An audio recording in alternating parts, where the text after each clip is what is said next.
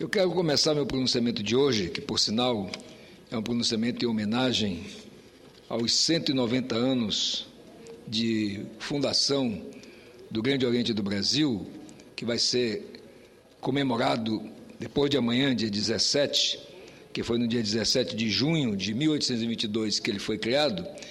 Quero começar meu pronunciamento saudando os meus irmãos maçons que se encontram aqui na tribuna de honra, começando pelo ex-grão-mestre da Bahia, irmão Humberto Cedrais, o irmão José de Arimateia, do Mato Grosso, o irmão Marcos Pérez e o irmão César Sanches, de São Paulo. É uma felicidade poder fazer esse pronunciamento tendo os ilustres irmãos aqui na tribuna de honra. Mas, senhora presidente, como falei, o meu pronunciamento hoje é para homenagear os 190 anos de criação do Grande Oriente do Brasil.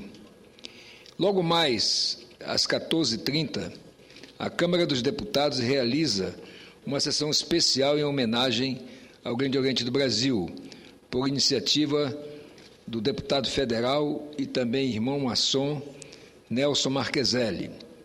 Todos os anos, por minha iniciativa, com apoio de vários irmãos também maçons, como o irmão Álvaro Dias, que aqui está presente, realizamos no Senado Federal sessão especial em homenagem à maçonaria brasileira, no dia 20, por ocasião do transcurso do Dia do Maçom e, portanto, homenageando toda a maçonaria brasileira, aí incluído o Grande Oriente do Brasil, as grandes lojas e a Confederação da Maçonaria Simbólica, da Confederação da Maçonaria Brasileira, COMAB.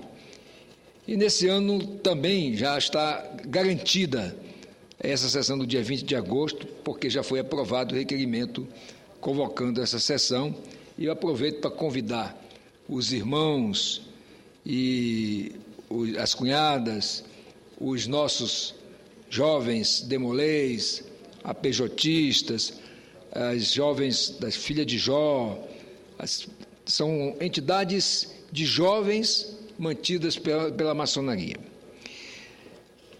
O Grande Oriente do Brasil, como disse, foi criado no dia 17 de junho de 1822, inscrito hoje entre as 4 ou 5 maiores potências maçônicas do mundo, tem cadeira cativa e fortemente destacada na história do nosso país, tanto no período monárquico quanto no período republicano.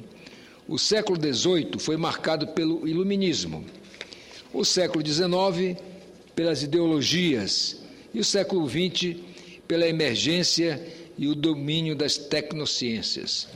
Portanto, há a cada século um marco que realmente caracteriza a existência daquele século.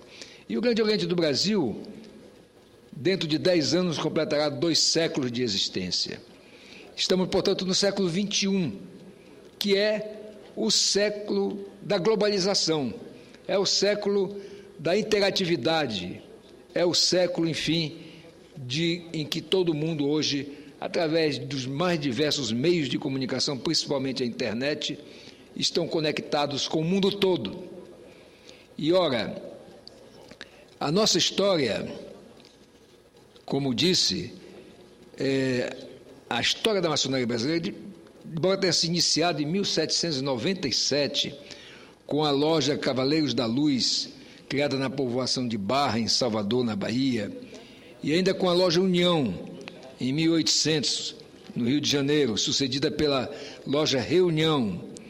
Só em 1822, como falei no início, quando a campanha pela independência do Brasil se tornava mais intensa, é que iria ser criada a sua primeira obediência maçônica com jurisdição nacional, exatamente com a incumbência de levar a cabo o processo de emancipação política do país.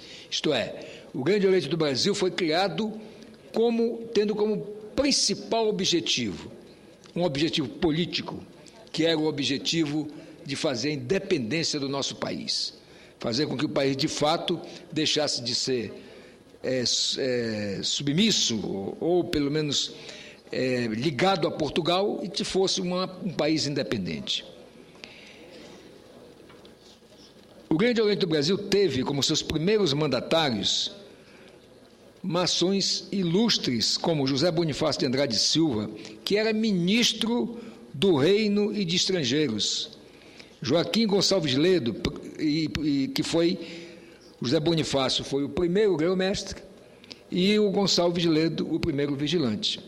Vejam que no primeiro grão-mestre nós já tínhamos ali a escolha de um homem político para dirigir a ordem. E a ordem, quer dizer, o Grande Oriente do Brasil foi criado com o objetivo, não era só esse, evidentemente, o objetivo, mas o objetivo que movia e que havia o reclamo da sociedade era o de fazer a independência do Brasil.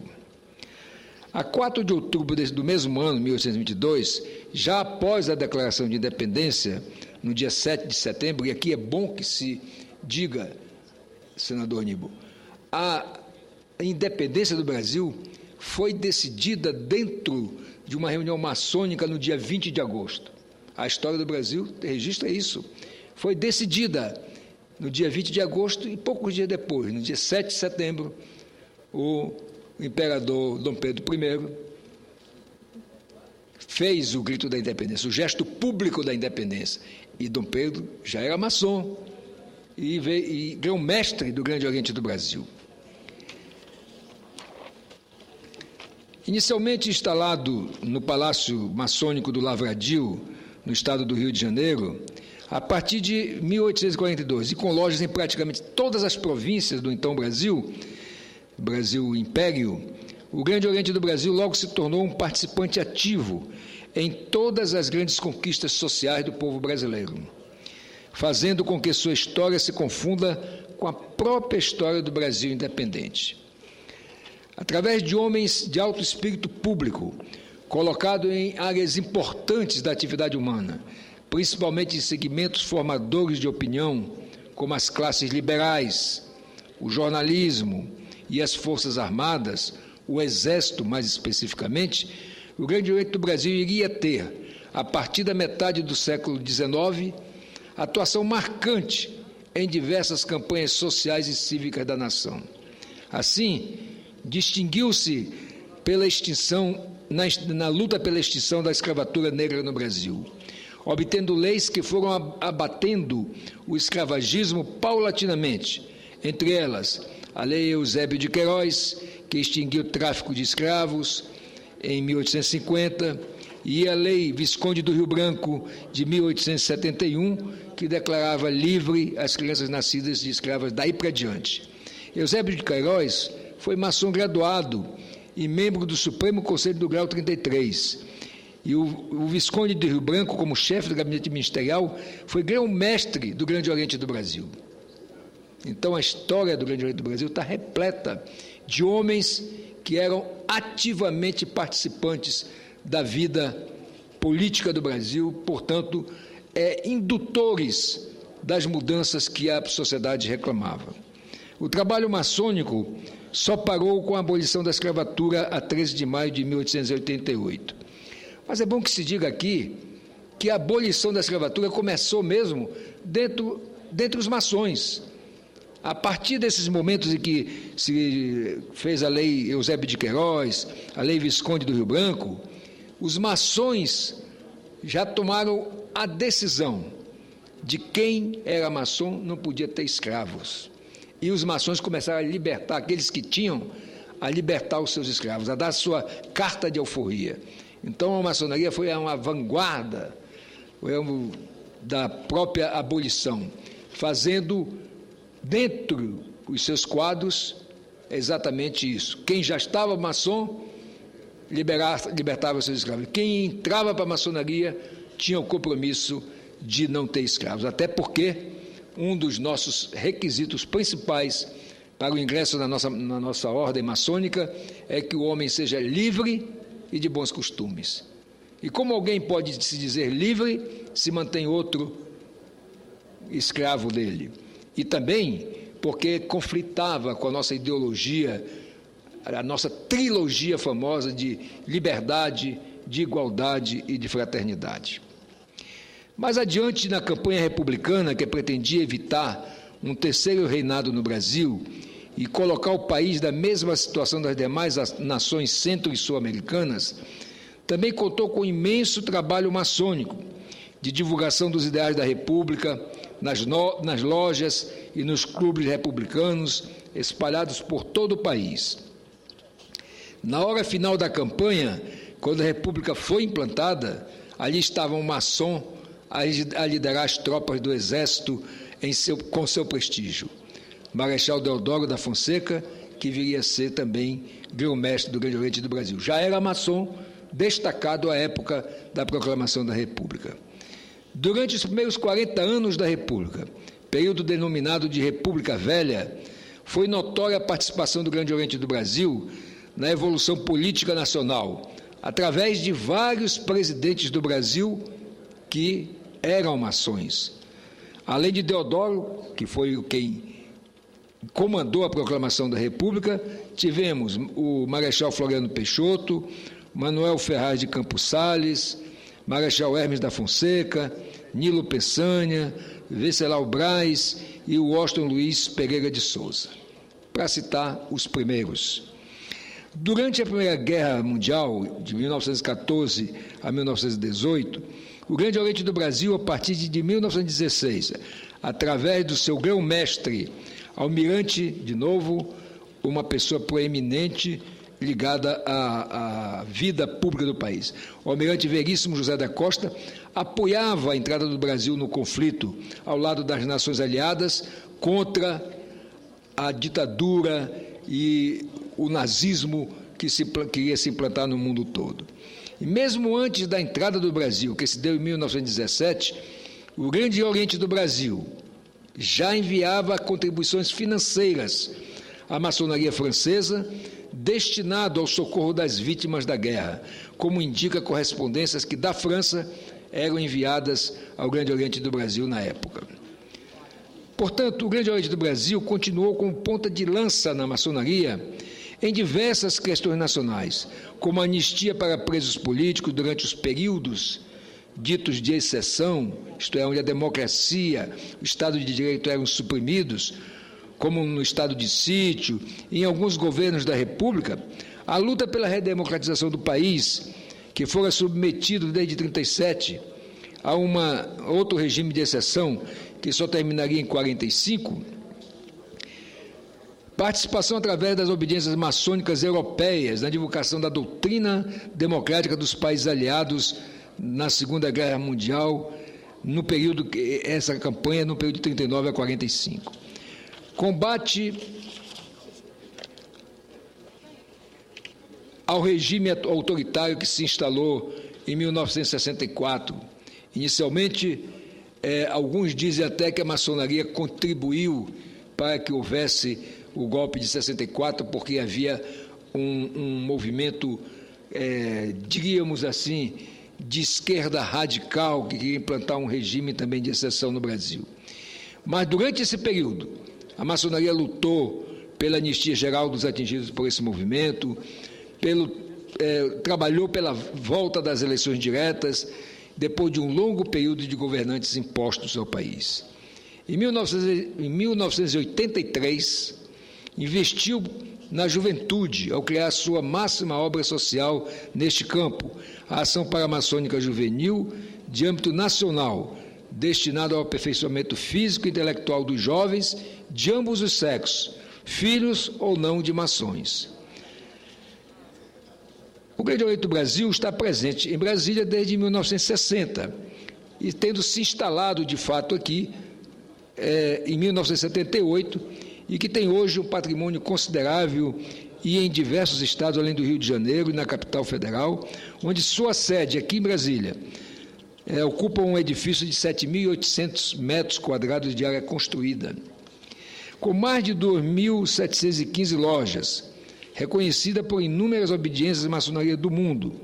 O Grande Oriente do Brasil, com seus cerca de 72 mil maçons ativos, maçons ativos aqui é bom traduzir para os que não são maçons, são aqueles que estão em atividade, estão frequentando as lojas, porque existe outro tanto de maçons que ou já estão, digamos, dispensados de frequentar a loja, ou por alguma razão se afastaram por questões pessoais, seja de saúde ou de outros motivos. Mesmo assim, ainda é a maior obediência maçônica da América Latina e se firma como uma secular instituição que, como é característica das instituições verdadeiramente relevantes e duradouras, precisa se reinventar, fazer uma reengenharia para responder aos desafios e às necessidades do século XXI, buscando uma boa convivência entre a tradição, da qual nós não abrimos mão, e as novas luzes do mundo, e as novas tecnologias do mundo, sempre calcado nos princípios maçônicos da liberdade, da igualdade e da fraternidade. Concedo com muito prazer o à parte do senador Aloysio Nunes. Senador Mozarildo, eu quero cumprimentar Vossa Excelência pelo pronunciamento dessa manhã. Vossa Excelência traz à tribuna do Senado uma belíssima história, que é a história da participação da maçonaria do Grande Oriente do Brasil nas lutas pelas liberdades e pelo progresso social no nosso país. Uma história multissecular, como Vossa Excelência lembrou, e que começa ainda antes do Brasil se tornar um país independente. A presença da maçonaria é marcante em todos os episódios em que se registra um passo adiante, um depois do outro, do Brasil, no rumo da construção de uma sociedade democrática, uma sociedade aberta, uma sociedade que promove a justiça e que lutou contra todos os obstáculos erigidos ao longo do tempo contra esses grandes e nobres objetivos que estão na origem da maçonaria: a liberdade, a igualdade, a fraternidade.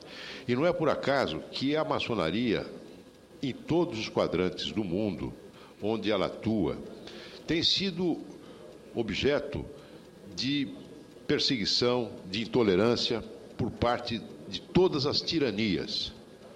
Não é? Eu queria registrar aqui que durante o regime nazista, na Alemanha, na Europa, ocupada pelas tropas de Hitler, os maçons foram alvo de uma perseguição implacável.